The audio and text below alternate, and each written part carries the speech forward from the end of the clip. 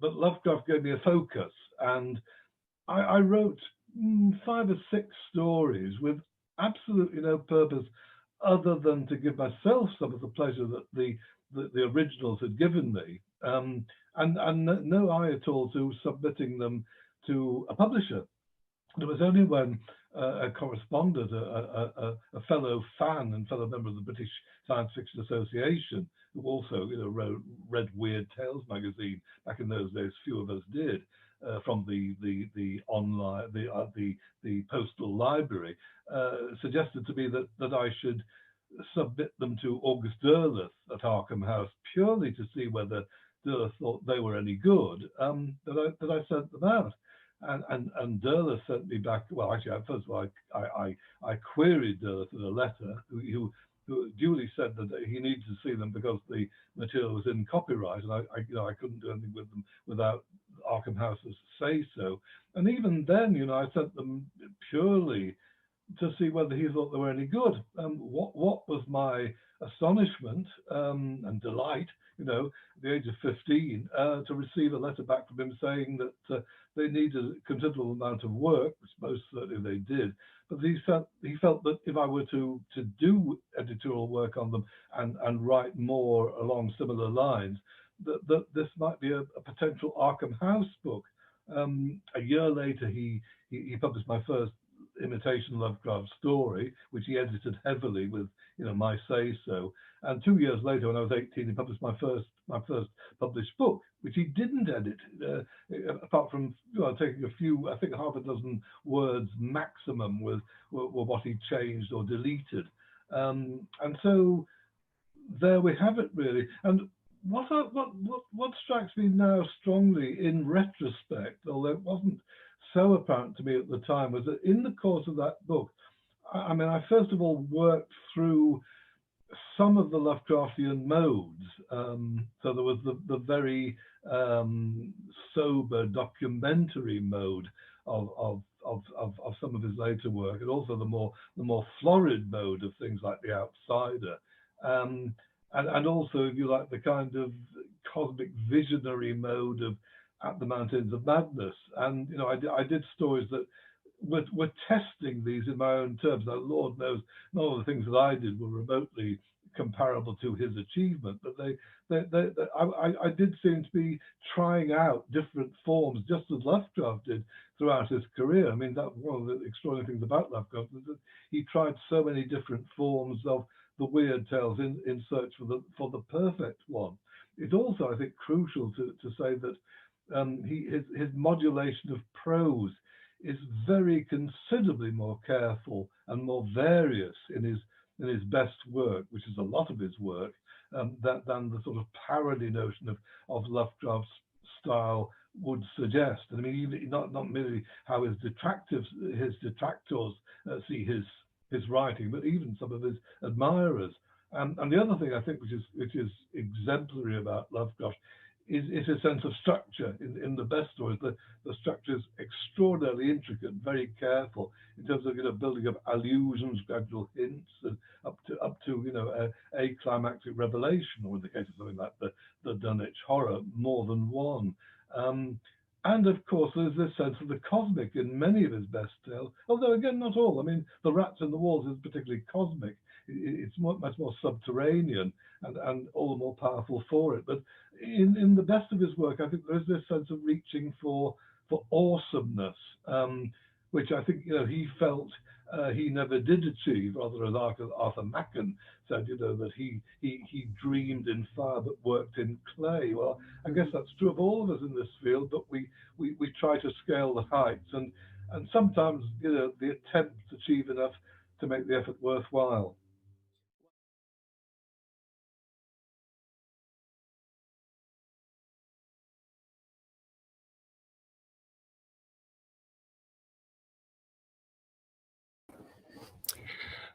Well, hello. My name is Jonathan Janz, and it's so funny that I was not nervous about this until I started watching Ramsey Campbell. And instant nervousness, instant worry. The reason why is because Ramsey Campbell, I don't know how many of you are fans of Ramsey Campbell's work or how deeply you've gone into it, but he is an absolute legend in the field, and he is extraordinary. He was a primary influence on me. Back in college, I read The Face That Must Die and The Doll Who Ate Its Mother and The Parasite. And then here, and I was just looking right over here. There's a paperback right here of Ramsey Campbell next to my chair. And then here's a Flame Tree edition of one of his books. And, and then I got so nervous. So if I seem nervous, it's because I am. It's because I'm incredibly nervous because of Ramsey Campbell. So I'm going to blame it on him. You influenced me, then you made me really nervous, Ramsey. All right. And I love your work, and I think you're awesome. So my name is Jonathan Janz. And I won't talk about myself too long because we'll get to the more interesting things in a moment. The first thing I'll say is that the most important aspect of my life is my family. And I have a wife and 3 kids. I have a son and 2 daughters, and they mean everything to me. So that's number one. Number 2 is that I'm a writer, but I'm a teacher as well. I teach film literature and English and creative writing and advanced creative writing. So it is an absolute blast to teach. Honestly, it really is. Weird teaching during a pandemic, but still really a lot of fun. And in addition to being an author of prose and novels and short stories and stuff, I am now a screenwriter. At least I'm attempting to be a screenwriter. And that's been a really interesting, illuminating, absolutely enjoyable journey. And that's been over the past year or so that I've started to try to learn that craft. So enough about me, because that's all frankly pretty dull. I love my life, but I think to others it just sounds like an absolute drag. So what I'm going to do here is I'm going to read for you from my most recent novel, which is called The Raven. I'll move my hand. There you go. So this came out very recently. It came out in September. And this is a post-apocalyptic novel. And I wanted to read something for this event. This is an awesome event, by the way. So thank you for having me. And thank you for showing up and tuning in. Very kind of you. But I wanted to read something for this that I hadn't read before, because I've done quite a few readings for this over the past couple months. And so I'm going to drop you in. All right. You're going to be airdropped right into the middle of this incredibly complicated, complex action sequence. And you're probably thinking to yourself, why would you do that? Why wouldn't you choose something a little more character driven, a little more intimate, where there's only maybe, a pair of characters that you have to convey to the audience? And it's basically because I wanted to read something I hadn't read before from this. And I wanted to give you a sense of what you'll be getting into, which is there are a lot of moods and modes in this book, a lot of gears, but it pretty much points toward mayhem in the last third. All right. And that's where we're going to be now. So the basic situation is this, then I'll go ahead and do my reading. The characters you need to know, and I'm only going to read 4 pages, but you need to know some characters. You need to know the main character, who is Des McLean. He is a latent, which means he has no special powers. Basically, everybody else still alive does. It's a post-apocalyptic book. So the apocalyptic event was that this group of rogue scientists, geneticists, nuclear physicists, they decided to spread a virus that would unlock what was previously believed to be junk DNA, but was actually monstrous genes within the human DNA code. So the novel posits that the reason why all of these different legends occur in different societies, no matter how far-flung or isolated, is because they were once real. So the vampirism myth really isn't a myth. There were once vampires, cannibalism, lycanthropy, werewolves, witches, all sorts of special powers were once normal. And then over years and persecution and for other reasons, these things ended up going dormant. But now they've been awakened. And so my main character is one of the few survivors. There are very few survivors anyway, but pretty much anybody left in the world is a monster now or has the ability to change into one. Des does not. He's just a normal person.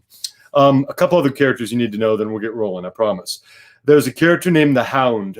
His name is Tom Chaney, but he is a werewolf. But werewolves aren't always werewolves, or else there would be nothing left because they're berserkers when they change.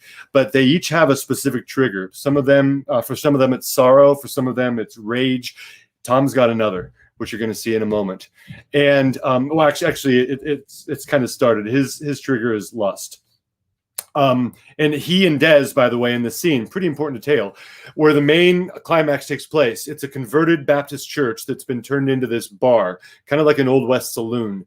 And both Cheney and Des are chained up into the air. The chains are connected to the ceiling and then to the floor. The ceiling chains, there are these cranks that are going to come into play. And on the floor, there are these eye hooks through which the chains are looped. So Cheney and Des, they're about to be executed, okay? And at this execution, this public execution, they're supposed to be basically pulled apart, all right? That's the idea. That's what they're going to be punished for by Keaton. Keaton is the boss, all right? He's the big bad in this book, and he's big and he is bad.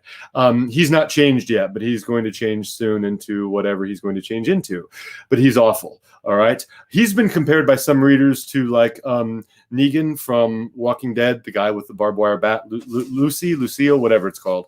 And then you have Iris, the female lead. She's awesome. She is on Dez's side, and she's the kind of, not just the barmaid, but kind of the manager of the bar. And then you have Reverend Weeks, who's been giving a sermon prior to this execution. So Weeks is this lackey who's a total jerk.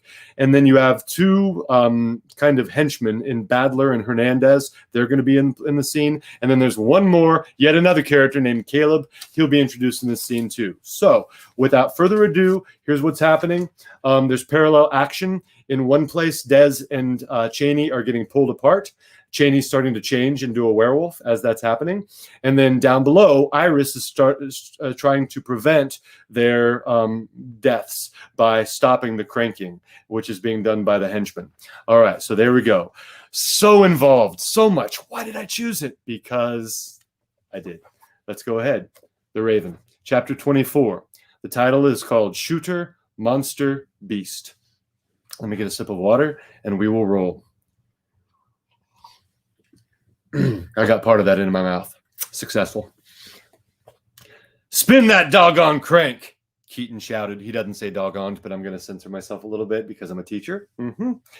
For a moment, Badler just gaped at Tom Cheney, whose body was flailing in what looked like the worst grand mal seizure imaginable. His body was shivering and convulsing, and though there was no slack in the chain that bound him, his spasms were violent enough to make the eye hooks in the floor creak and to send the crank clicking in the opposite direction. Badler! Keaton bellowed. Somewhere in the back of his mind, Des noted how Hernandez, too, had stopped cranking. But it was difficult to linger long on that, given the way Keaton was stalking toward Iris. Cheney let loose with another wolf howl, this one more powerful and sustained. The hackles on Dez's neck stood up. The patrons sitting closest to where Cheney hung scrambled to their feet and backed away. If Keaton noticed, he didn't let on. I knew you'd pull some sort of crap, he growled, an index finger leveled at Iris. She'd ceased unzipping her shirt.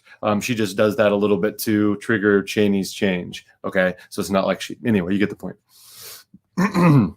PG-13 moment. R-rated moments coming up. Last warning. She'd ceased unzipping her shirt and now stood between Badler and Keaton, looking supremely unworried. Keaton poked a forefinger in her direction. I knew you were here to get yours. Isn't everyone? Iris said, but her words were swallowed up by the noises issuing from Tom Cheney. Des was reminded of Jim the popcorn-loving werewolf. When Jim had turned, Des had been able to run away. Now he was chained. 10 feet away from a transforming werewolf. Dez's throat burned with acid. He worried Cheney would break free and lunge at him, but Cheney didn't seem aware of anyone. He was writhing and jittering like a torn power line. I'll leave if you let him go, Iris said to Keaton. Keaton laughed so hard he planted his hands on his knees. You really think I'm gonna let this woman-murdering animal go free? The other one, Iris said. Des. Des couldn't help experiencing a wave of emotion, despite the futility of her efforts. We're surrounded, he wanted to remind her.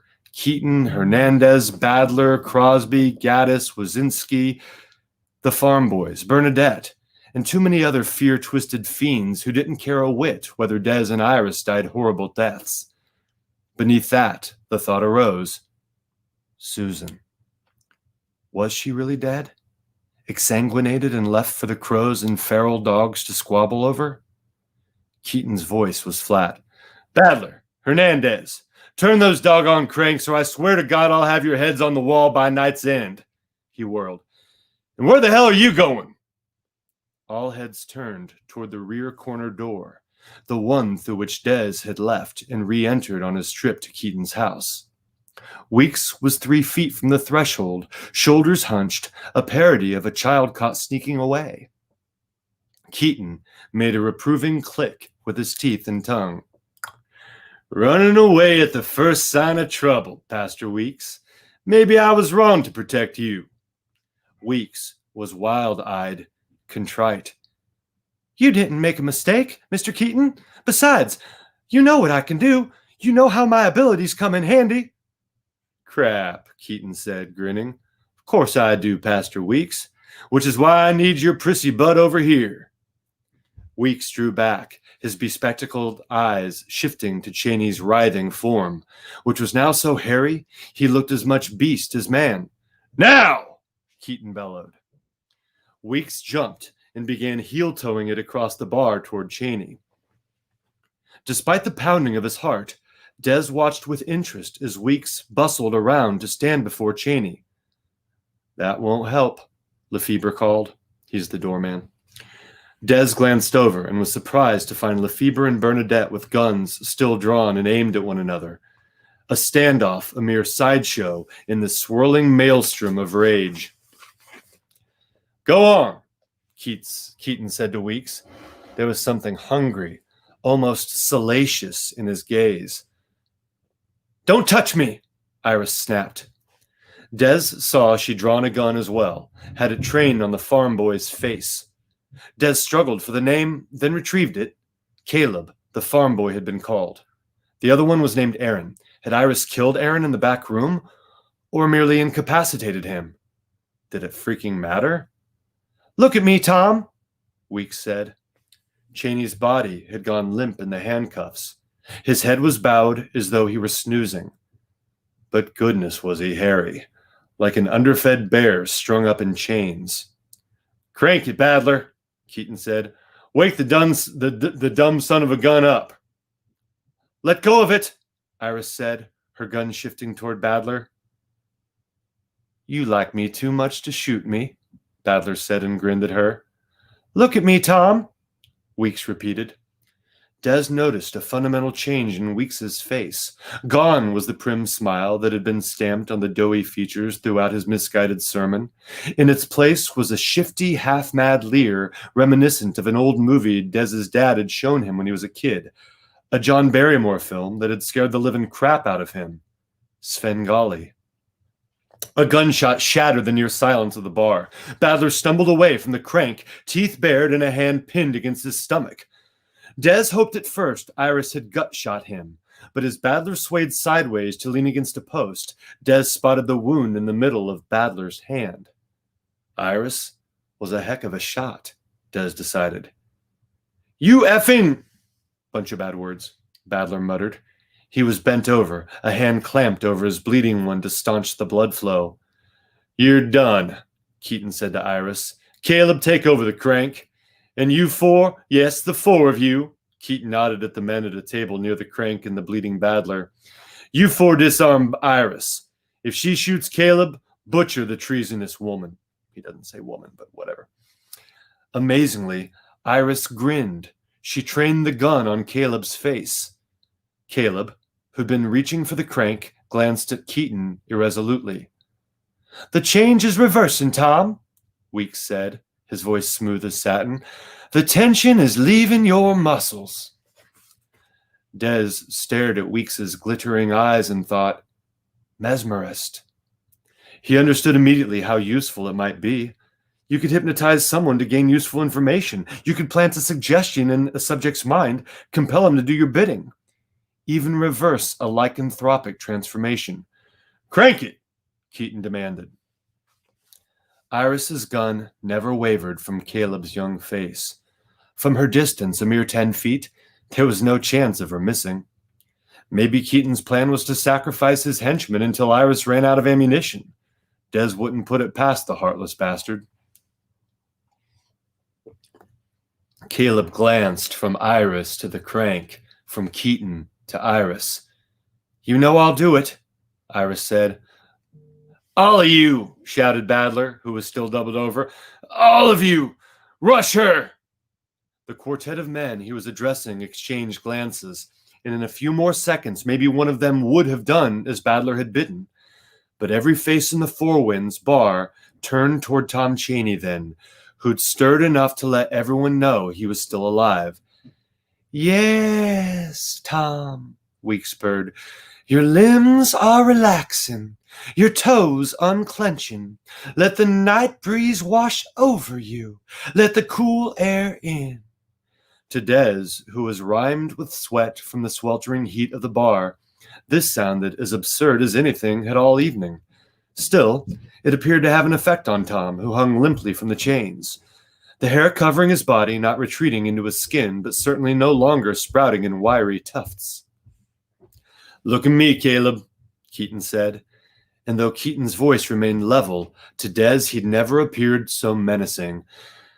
I know you don't want to get shot, but look at Badler over there. Did Iris kill him? Caleb the farm boy glanced at Badler and licked his lips. Although Caleb didn't speak, his thoughts were plainly written on his face. No, Badler's not dead, but I'd prefer having the use of both hands rather than one with a hole in it. Think, Caleb, Keaton said, stepping toward the boy. Once Badler feeds, that hand of his will heal. His grin widened at Badler. Won't it? You're gosh darn right it will, Badler growled. His face was an unhealthy ashen hue. The sweat dripped off his chin. He nodded at the four men at the adjacent table. You sons of guns go to work on her. She can't hit all of you if you jump her at the same time.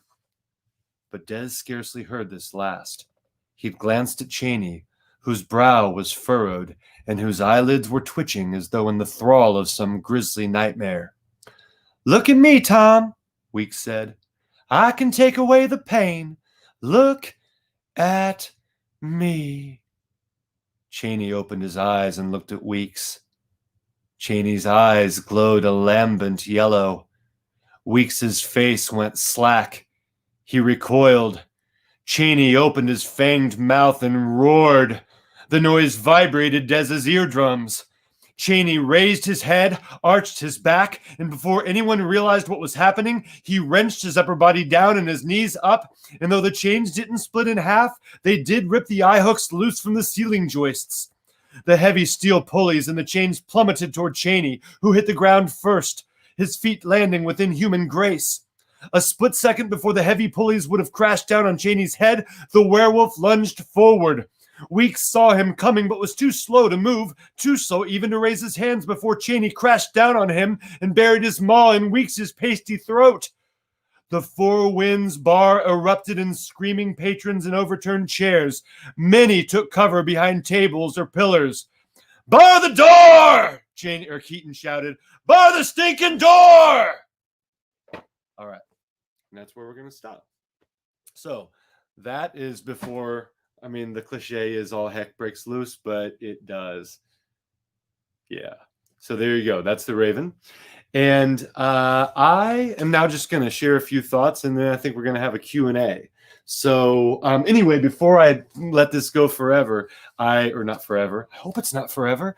I hope you buy this. This is available wherever books are sold, but I hope you give this one a shot. It's a horror novel. But you know what? Let me talk a little bit about it, and then I'll talk about some other things. So my inspiration for writing this book, and it's going to be a series, by the way. I've begun work on book 2, and it's going to be called Blood Country. And so in the first book, you're kind of introduced to all these different species of monster, and Des, of course, and Iris, the main characters. And there's another awesome character named Michael and some others. But my inspirations for the series, because it's going to be a series, and Blood Country, the second book, will feature vampires as the main villains, which I'm really excited about because I love vampires. Love them. I know that some don't, but I love my vampires really bestial. Anyway, berserkers, like Near Dark. You guys like Near Dark, Bill Paxton? That kind of vampire. If you don't like that kind of vampire, give it a miss. But if you like that kind of vampire, there we go. Anyway, The Dark Tower, I think, is one of the most influential works on me in general. And so it influenced the writing of the series, or at least the first book and the first part I've written of the second. Mad Max Fury Road is my favorite action movie, and I think that there's definitely something of that in this book. There's a Metallica song. It's actually a Blue Oyster Cult song called Astronomy, but Metallica covered it, and that's the version that kind of inspired me. So the name Des, like Des DeNova, is the main character of that song, and the Four Winds Bar is mentioned in that song. That's where all this mayhem took place. And there's a hound, which inspired Tom Chaney, the guy who was changing into a werewolf. So a lot of that came from that song. So thank you, Metallica. Thank you, Blue Oyster Cult. And then lastly, one that's a little subtler is Of Mice and Men. I love John Steinbeck. And just the feeling of that book, the themes of loneliness and trust and hope, and then desperation, I feel like, in friendship, those things all kind of reside in my book. And I feel like the spirit of Mice and Men is in there somewhere, even though it's a very different kind of story. So, and especially at the end, by the way, there's a Of Mice and Men and Of Mice and Men moment. So that's this. And I hope you pick it up because I'm very proud of it. And moving on to the next thing here, what I'd like to talk about briefly is this. So let me also, I feel like whenever I talk about my own work, I feel like I should talk about other people's works too. I showed you Ramsey Campbell's book earlier. There's another Flame Tree author, and I would love her work wherever she would be published. But this is a Flame Tree book. This is Faye Snowden, and if you've not picked up A Killing Fire, do me a favor, pick up The Raven, and then pick up at the same time in the same cart, put this one in there, and throw in some Ramsey Campbell while you're at it. There's so many great authors from which to choose. But she is an absolutely fantastic writer, really, really skillful, blazingly talented. So I hope you give this book and her other stuff a shot. She's, I know, hard at work on more stuff, and she's a wonderful storyteller. So I wanted to make sure I mentioned her.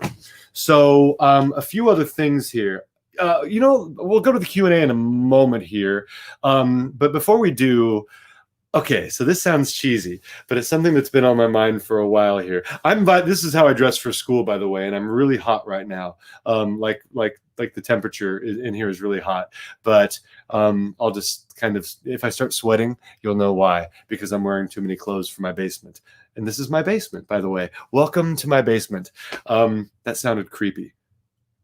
In any other way, that would be a lot creepier. So hopefully I didn't just make you, I want you to be good uncomfortable, not bad uncomfortable. So sorry if I made you the latter. Anyway, I wanted to share a quote from The Office. There's, you guys know The Office, the American version of The Office. There's this quote from Andy Bernard, played by Ed Helms. He's such a good writer. He's such a good actor, Ed Helms is, and a great character.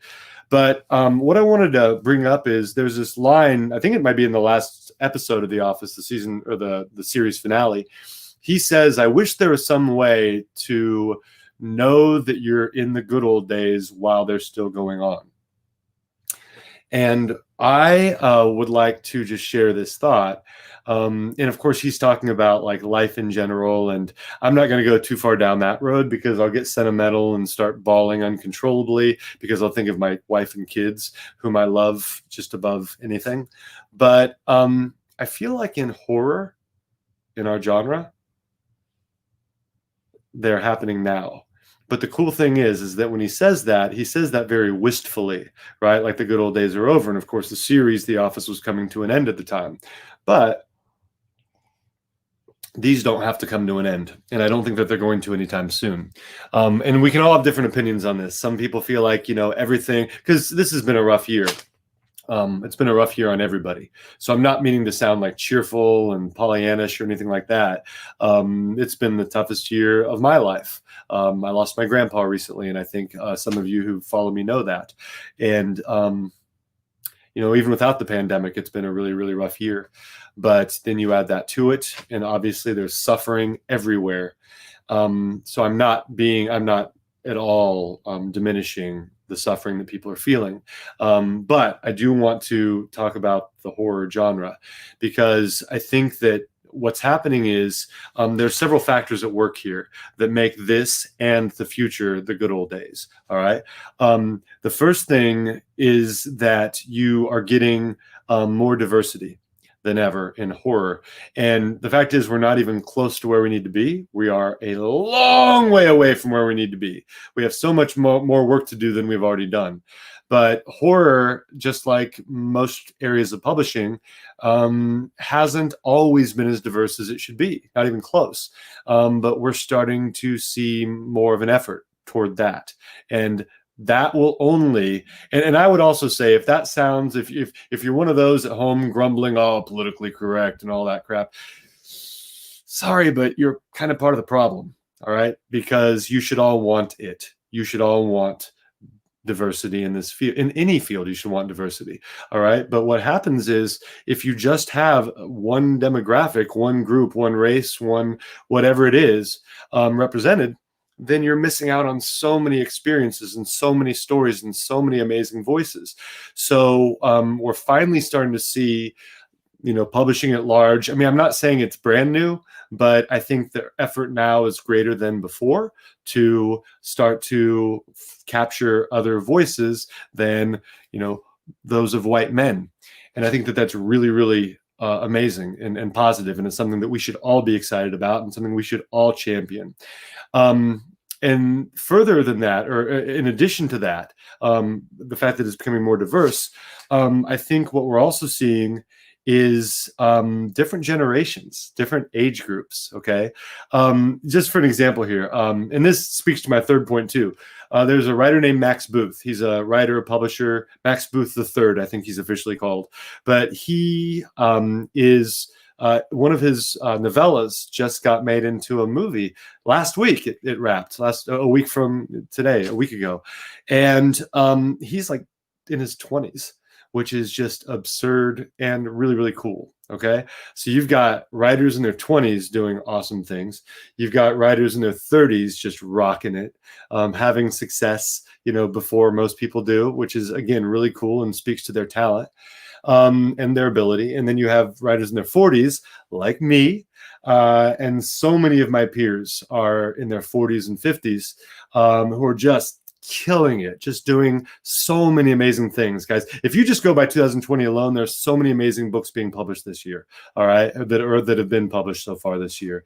And then you've got writers that are, in their 60s, 70s, and 80s. I mean, you've got the legends like Ramsey Campbell and like Joe Lansdale and Stephen King and John Ferris. There's so many great writers writing today, all right?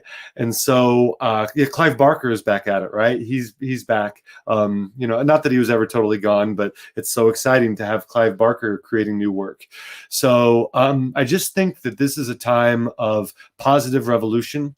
Just in the year alone, I've read so many great new writers, Sarah Reed, Laurel Hightower, so many great new writers. V. Castro's somebody I read just a couple weeks ago. And then, Gabino Iglesias is another just fantastic writer. I'm reading right now, I'm going back and forth between Joe Lansdale and this writer named the author of S.A. Cosby, the author of Blacktop Wasteland. So good. All right. So amazing.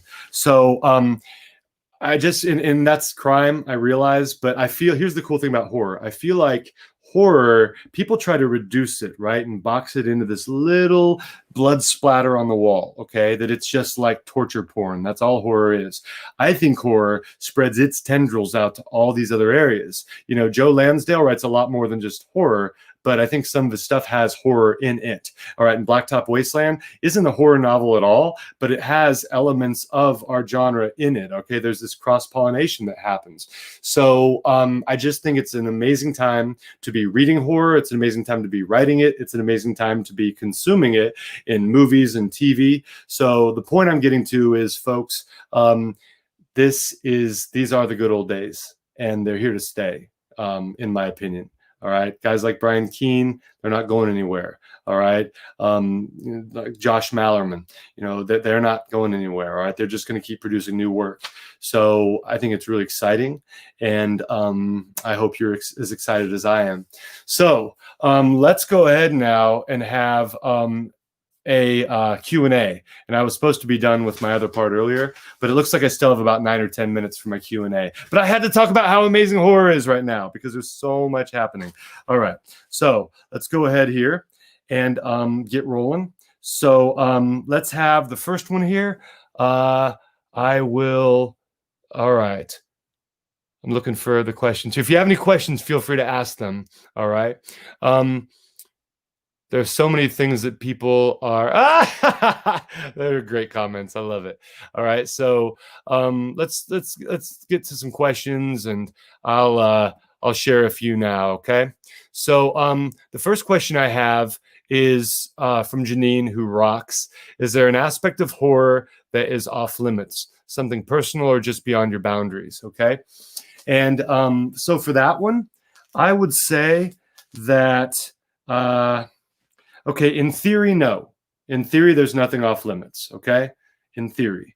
But we all have our own personal limits, as you kind of alluded to, Janine. So we, I think in horror, we need to, I don't know, we need to respect ourselves. And so we need to write things that are true and from the heart. And if something is really, really taboo to us and something we don't want to, for example, stuff happening to children, okay? In my books, children are abducted, all right? And occasionally children die. But that's a very, very touchy subject for me, as I bet it is for a lot of you. And so, there are people, friends that I have who have lost children. And I think that, because of that, I think that we need to approach subjects like that in a really respectful way. And it's this fine balance. I know it's art, all right? And people talk about art being transgressive and all that stuff. But at the same time, I think that we do need to, it's like this covenant that we have with our readers. And when people come into my work, I don't know, I think they get a sense of what I'm about. And, I want them to be good uncomfortable, not bad uncomfortable. So yeah, I'm not going to write about child molestation. I'm not going to write about that at length. I mean, I might allude to it, in a condemning, oblique way, but I'm not going to have that as the centerpiece of an extended scene, because I'm not comfortable with that. All right, because it's so horrific and so awful that I'm not going to go there. All right, so I guess I would say that at first everything is on the table, but I think it's just an individual personal choice. All right, next one here. Somebody, Nikki, who's amazing, asked me what my inspiration was for The Raven. And I've already talked about that, but she also asked where I'd start if somebody's new to my work. All right, so what book I would choose if I was going to read me for the first time. It's a great question, Nikki. So I would start. There are a lot of my Flame Tree books I'm really proud of. I'm proud of all of them, but I'm extra proud of The Raven. I'm extra proud of The Siren and the Spectre and The Dark Game. Not coincidentally, those are my 3 newest books. So I feel like my later work shows my evolution, shows my growth. And that's the way with most authors. Most authors would not choose for people to go back and read their debut, right? That's just something I'm proud of The Sorrows, which is also a Flame Tree book. But I feel like the others are just ones that show maturation and growth and improvement, because there's about an 8-year gap from the first one to the others. So hopefully I've improved in that time. So there are a few to start with. Another one is Children of the Dark that people often love. So there are 4 with which to start. All right. Let's see here. Let me look over here. Since you are a teacher, this is from Stewie, who rocks. Oh, I love seeing these names. Love you guys. Since you are a teacher, have parents overreacted about finding out about your horror works? And yo, happy belated birthday. Thank you. Yeah, my birthday was 3 days ago, so I'm even more ancient than I was.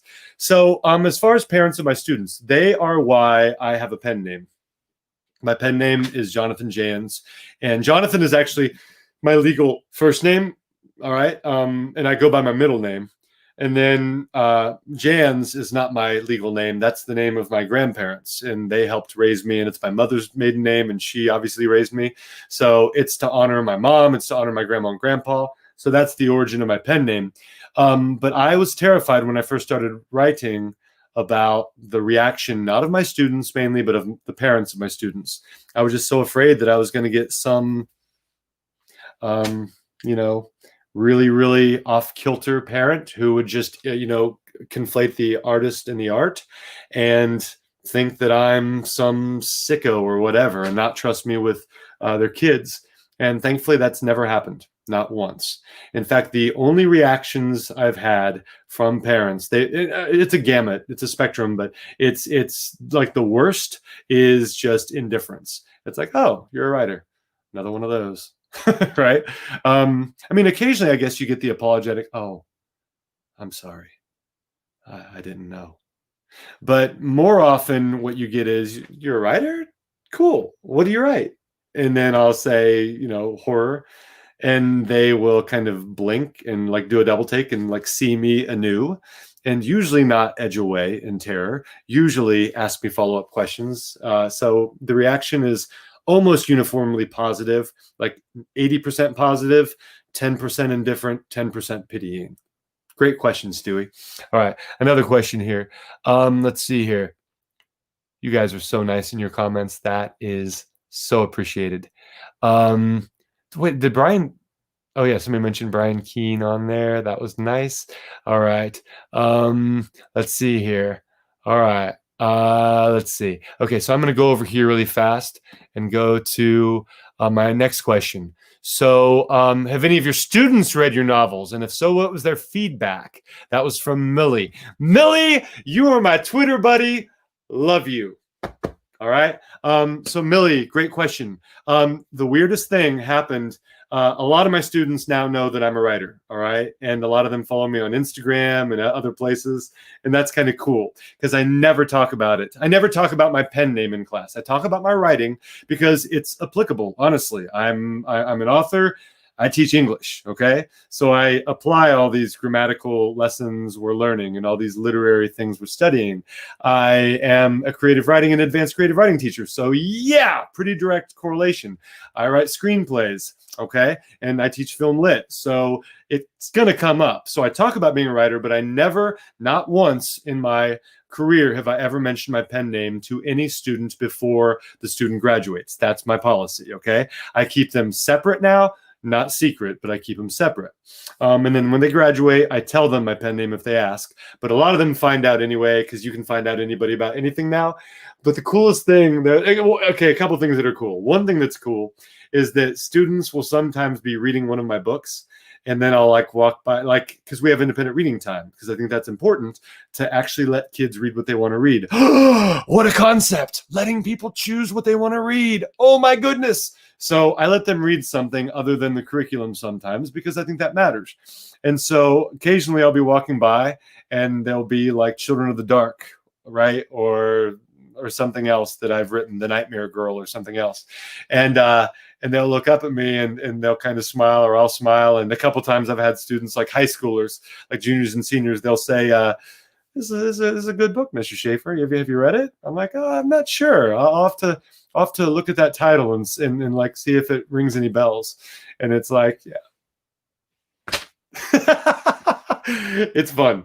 And then another time I had a student, this is right at the outset. This was right like 2014. This was early. I had a student with whom I had really bonded. She's this really, boy, now she's in her 20s. But, you know, back then she was like a sophomore.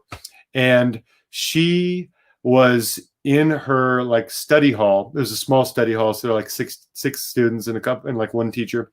And she was on a computer. And the teacher told me about this.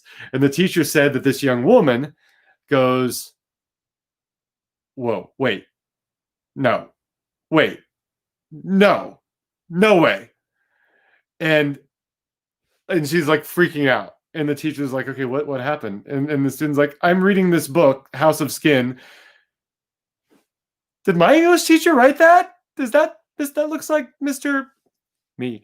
And yeah, so she read my book, just getting it from the library, and then realized it was I, and then totally freaked out. And she never, I don't think she ever told me about it. It's just the teacher told me about it, the other teacher, my colleague. So that was a lot of fun. Yeah. So I think I'm supposed to wrap it up here soon, but I'll answer a couple more questions, and then you can, I'll shut up whenever you want me to. So feel free to cut me off, but I'll answer a couple more questions, and then you can cut me off. So who is the least person you wouldn't want to be stuck in a lift with? And lift must be an elevator. That's a great name for a lift. I love that. That's such a good question. Who is the person that I would not want to be stuck in a lift with? You know, I know that we're all sick of politics, but and I'm not going to make the most obvious answer. I'm not going to talk about. I will talk about somebody that I just really, really loathe. I loathe him. Maybe it'd be a two-way race. It would either be Betsy DeVos or Mitch McConnell. And I mean, part of me would like being in an elevator with them because I could tell them, I could speak my mind. But the other part of me would not want to be, because I just feel like they are, by their like their essence would be toxic. All right. And it would just throw me into a rage. So there you go. And if I could be in an elevator with somebody other than my family, I want to meet Stephen King someday. Just someday I want to meet him. And my only goal is to not faint. So there we go. There's a bonus answer for you. All right, let's see here. Chris, my buddy, asked if I am if I'm wearing my Janz pants. No, the Janz pants, the flower pants, those are a Scares That Care exclusive. I really only wear them for Scares That Care events. All right, I'm wearing khakis and, shockingly, matching socks. I think they're matching. Once a week they match, and today is the day. Woo! Matching socks for Flame Tree.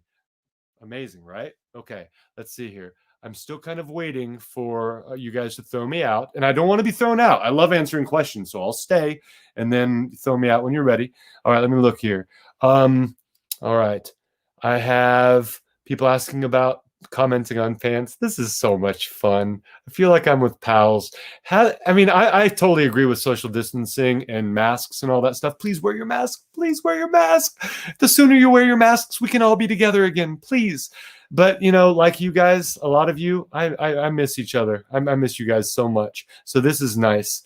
Okay, so Roger Venable asked me, Roger rocks. He said, can you describe your revision process and give a brief explanation of how it developed through your career into what it is now? Roger, I need to do like a serious look at my revision process. Oh, you want a bonus story too? I just saw something in the background. This is a picture. That is, there I am right there. And there's my wife. And we met when we were 26. And we were, she was Cinderella and I was Prince Charming at this local stage play. And that's how we met. So there you go. There we are together after one of our shows. It's the cheesiest meet of all time. All right. Cheesiest like Valentine's Day engagement story ever. I just saw it and I was mesmerized by it because my wife is so beautiful. Okay. So Roger, My process is honestly out of control. I've got to do better at making it more streamlined because I have so many things that I have to do to each manuscript. It was at the beginning, there are like 4 waves that I'd go through the manuscript. And then by the time it like 2016 rolled around, it was like 14 or 15 waves of editing. And I look for something different every time. Now we're up to like 20 different waves of editing. I mean, I have like a bug and bird edit and little critter edit, where I see if there's any moment where bugs or birds or little critters should show up or not be there. All right. I mean, it's just so ridiculously specific. Several of those are read alouds, and those take forever. I love to read my work aloud. So the only thing my editing has become is more meticulous / obsessive and more torturous for me. So I've got to do something. I've got to like streamline this and figure out, do the bugs really matter? Can we not worry about cicadas as much? And should we just like, get this in 2 weeks earlier? So yeah, Roger, there's how it's changed. It's become ridiculously specific over the years. Okay. They're giving me an extra 4 minutes. Yeah. Yes. All right. I get 4 more minutes. So, I mean, and you can always, I feel bad for you having to be subjected to me. Anyway, sorry, but I'm here for 4 more minutes and I'm excited to be. So let's see here. Let's see what else there is. Let's see if there are any other questions. People said Scares That Care is the best con.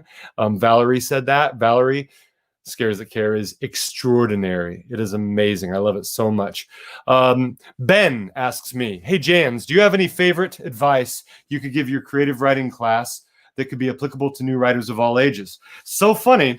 There was a thing earlier I was going to mention. Okay, here are a few things I would say, and this isn't the only advice I would give, but just some things I thought of beforehand. Number one is to control what you can control, and do your best to not worry about the rest. All right, I know that's cliche, and I know that sounds like a platitude, but it's so true. Oh my goodness. Josh Mallerman reminds me sometime. He's like, because I'll tell him, we'll talk about stuff and we'll talk about whatever, insecurities, and then if there's a particularly devastating review, and that I'll tell him about, and he'll say, dude, why are you reading it? Why are you going to Goodreads? And because that's out of your control. And he's right. I mean, there's nothing wrong inherently with that website, but visiting it too much, I mean, what am I going to do? I mean, I can't reach into people's keyboards and make them feel a certain way about my book. I can't control that. I can't control awards. I can't control what this agent does or that editor does. I can't control other people, right? And so what I can control is the art, is my writing, my books, my stories. I can work on those and control those. And, by the way, here's the deal. If I had to go back and do it over again, a place I'd spend so much less time than I did? My query letter for agents. Guys, I agonized over every word. All right. And you know what I should have been doing instead of working on that query letter? I should have been writing. I should have been polishing my book. All right. Or editing. Right.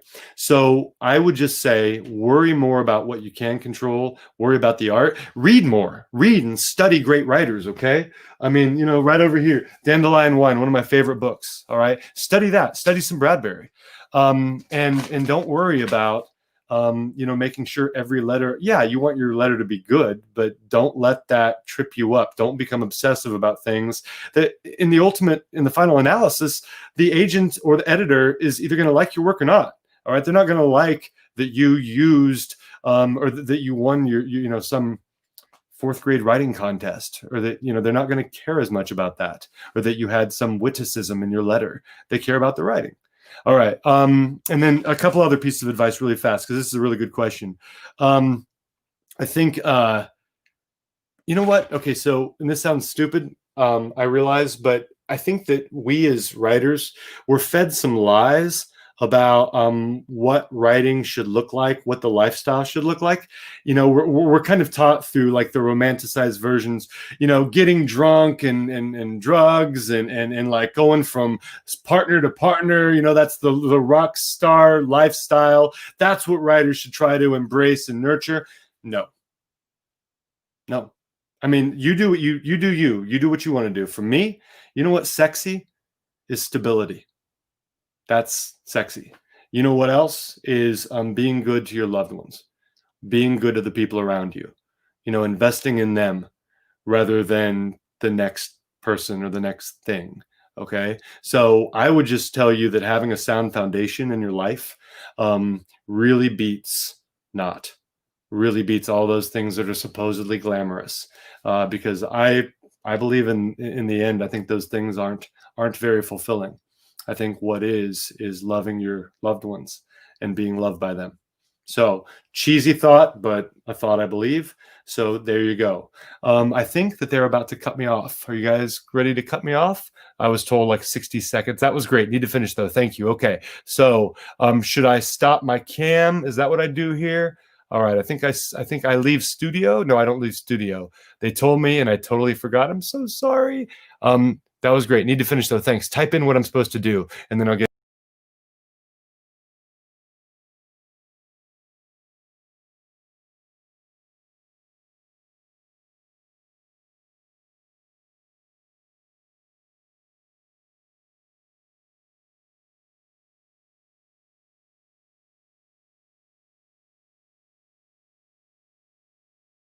There was one other crucial element here. It's not a direct one, perhaps, but just kind of pointing me away from Lovecraft in a general sense.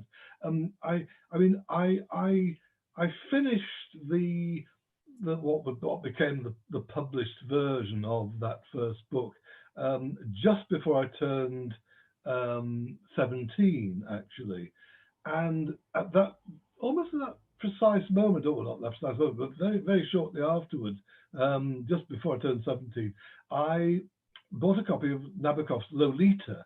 And this was an absolute revelation. Now, I'd already been reading quite widely in the mainstream, not just in my own field, though I'd read a great deal of that in terms of particularly of the classics.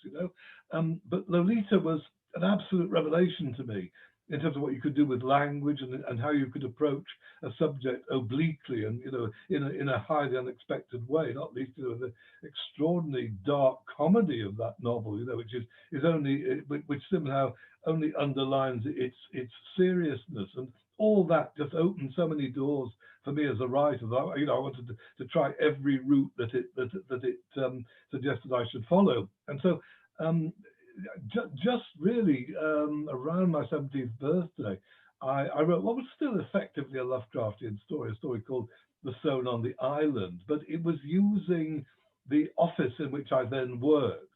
It was still setting it in my kind of fictitious Seven Valley territory, which paralleled, Lovecraft's Massachusetts territory at Durl's suggestion.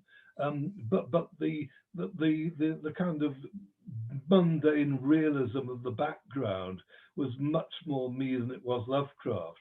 Now I still kind of floundered about in various directions, looking for where exactly I wanted to go. It was actually I was 19 when I wrote what I think is my first kind of thoroughly personal story. Partly because it's well, it's not merely set in Liverpool. It actually grew out of a particular location in Lovecraft, which is in a particular. I'll say that again. Now, it wasn't merely because it used Liverpool explicitly as a location. It was that it actually grew out of a specific location in Liverpool, which is a series of sub cellars in the city centre, which a friend of mine drew my attention to. And the description there in the story of this is pretty well exactly how it was. An extraordinarily atmospheric location, long gone, or I think possibly made into a nightclub for a while. And but the description of Liverpool within that story is a sort of a historical artifact now. It is precisely as the Liverpool city centre was then in the mid 1960s, and equally the character, the sort of abject central character working in the civil service was none other than the author. And it was also based somewhat on an early girlfriend whom I then was going out with. So the whole thing is, was utterly personal, and it was, I think, very much my turning point as a writer. So maybe we can sort of date me as the writer from there.